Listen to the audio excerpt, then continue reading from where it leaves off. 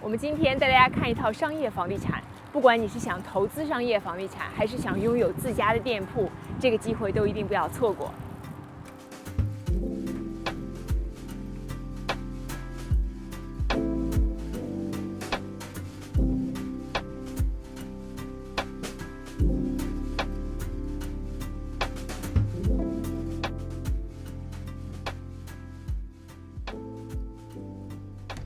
进入餐厅之后呢，先让我们来看一下就餐环境。整个餐厅它的室内面积有1900多平方尺，可以轻轻松松的坐下50位客人。那么大家也可以从视频上看得出来，这个餐厅它有2面墙，基本上就是窗户，再加上12尺的层高，即使是现在日落的时间，室内的感觉也是非常的宽敞和明亮。那么除了可以坐50个客人之外呢，这个餐厅的这个检视墙后面实际上是一个 drive-through lane， 所以日后的业主如果需要加做一个外卖窗口的话，也是非常的容易。在2000年初的时候，现在的业主加装了这个新的寿司台，在这个寿司台上呢有3个寿司展示柜，并且下面也都配备了冰箱，中间也有上下水，可以轻轻松松的让3个寿司师傅在这里同时工作，服务客人。那么看完了就餐的环境，我们也简单的提一下服务区间。在我身后这个墙之后呢，实际上就是结账区。业主也配备了现在最新的 Clover 结账系统。如果用过这个系统的朋友，你一定知道，它不但使用起来非常人性化，而且它的收费对于业主来说也是非常的合理。那么在旁边呢，就是非常重要的卫生间了。这里的卫生间它是男女单间，而且它不但就是说躲在了整个餐厅的一角，一点都不碍眼，而且同时呢，它中间还有一个小小的隔断间，所以你从外面看的话，压根都不会觉得它是一个障眼的地方。那么看完了现在的就餐环境之外呢，我们也来到后面看一下厨房后台是怎么样布局的。那么进入餐厅的后台，首先步入我们眼帘的就是一个服务员的工作区，在这里呢有一个简单的洗手台供服务员平时使用，同时它有一些额外的空间来储存其余的餐具。在这里也有一个台式冰箱，台式冰箱里面呢可以放酱油等一些简单的调料。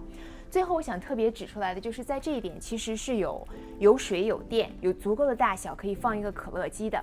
那么最后呢，我们来看一下整个餐馆的心脏厨房。这个厨房是一个狭长的布局，而且它是一个流水线的设计，整个流程一气呵成。在这里你有一个专门用来放酒和饮料的一个冰柜，这里有一个冻柜，冻柜之后呢又是一个基本上是全新的这样的一个冷藏柜，因为业主在过去几年刚刚换新，那么之后是一个储藏空间。我们可能看了觉得这个大的电饭煲其貌不扬哈，如果是做餐饮业的朋友可能认得出来，这是一个专业的专门用来做寿司米饭的电饭煲，它的价格可不便宜哦。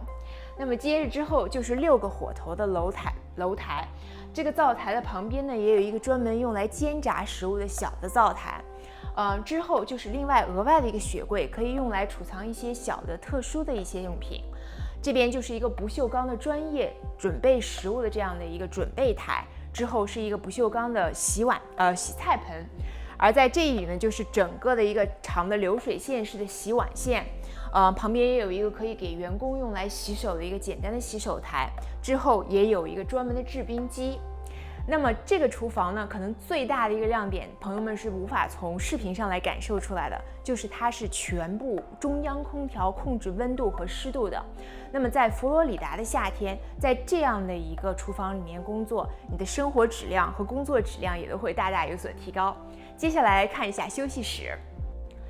我们经营餐馆的朋友呢，一定都熟悉，大部分的亚洲餐馆为了尽可能的增大大堂的这个面积呢，后台是非常难得有一个可以给员工休憩的场所。这个餐厅在这一方面就占有了优势，它的这个 break room 呢，不但有足够的空间可以让员工来吃饭小憩，储藏一些简单的货物，而且它有一个单独的经理工作室，它在这里也有24小时的监控和员工的打卡机，额外的旁边呢还有一个小的储藏室，用来放清洁用品。那么这里同样和大部分的这种上货区一样，它的后门是直接通到了餐馆后面的停车场，所以上下货就非常方便。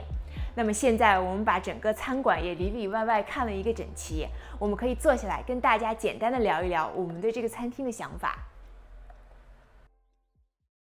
那么店看完了，我也和大家简单的聊一聊，为什么我觉得这一家店不但对于想运营餐馆的朋友来说呢，是一个非常不错的选择，它对于我们想投资商业房地产的朋友也是一个不可错过的良机。首先，让我们来聊一聊它的位置。这家餐馆所在的城市叫做 Apopka。如果近期对奥兰多房地产有所了解的朋友，一定对这个城市的名字不陌生。它位于2个郡 Orange County 和 Seminole County。特别是在 Orange County 沿线429的这一段的新开发区呢，基本上是大家公认的奥兰多 upcoming 的新区热点之一。那么我们今天所看的这个餐馆呢，实际上是在Apopka Seminole County 的这一部分的老区，它的商业气氛更浓厚，人口密度更高，它的方圆1英里之内就有上万人口，其中有9000多都是成年人，而他们的平均家庭收入都超过了$65,000。而方圆5英里之内，也就是开车10来分钟的车程之内，有21万常住居民，这其中包含了15万左右的成年人。所以对于运营餐馆来说，它的客户群体是已经在那里了。而且我们这个餐馆临街，它所面临的这条街呢，就是我们大家非常熟悉的 Cimarron Boulevard， 也是我们常说的436公路。436公路它是一个8车道，中间有绿化带的非常繁忙的公路，它每天都接待了55000辆车次以上。而我们有将近130英尺的临街地段，这一块街面呢，我们还有一个非常大的广告牌。这广告牌可能看上去并不是非常起眼，但是我们运营餐馆的朋友都熟悉。如果你想加做这样的一个广告牌的话，你不但要通电过去，而且你要拿到城市的许可证。即使在20年前，它的造价也是上万美金，现在就更不用说了。但是呢，如果在这样繁忙的一条公路上有这样的一个广告牌，特别是家电，你在夜间也是看得非常清楚，你的曝光度是大大增强，它对于一个新餐馆的起步是绝对有帮助的。这家餐馆在过去的20年都是当地非常有口碑的一家日式寿司店。这家日式寿司店也是当地最老的日式寿司店之一，有非常多的忠实的客户群体。即使我们今天关了门，在这里拍视频，也有不少客户过来敲门，问我们什么时候开业。所以业主觉得，如果新的买家是买来日后继续运营亚洲风味的餐厅的话，一定会备受当地客户的喜爱。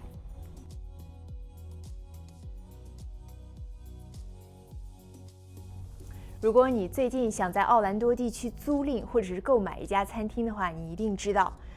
，Second Generation Restaurant 在奥兰多地区是凤毛麟角。像这样硬件条件的餐厅呢，更是独一无二。为什么这么说？我们先来看一下它的数据。这家餐厅的室内面积有1900多平方尺，它可以坐50个客人，它有30个停车位。它的停车位对客人的配比是绝对完美的。如果你想开一家高端的堂吃餐厅的话，你是永远不需要担心你的客人来了之后找不到趴位。那么大家刚才从我们的视频简介里面呢，可能也看到了，这个餐厅呢，它是有一个完善的 drive-through lane。虽然现在的业主没有用，但是它的车道、它的窗口都是已经配备齐全的。这对于任何餐厅来说都是如虎添翼。为什么这么说呢？大家记得刚才我提到过，在方圆5英里之内，你有15万成年人客户。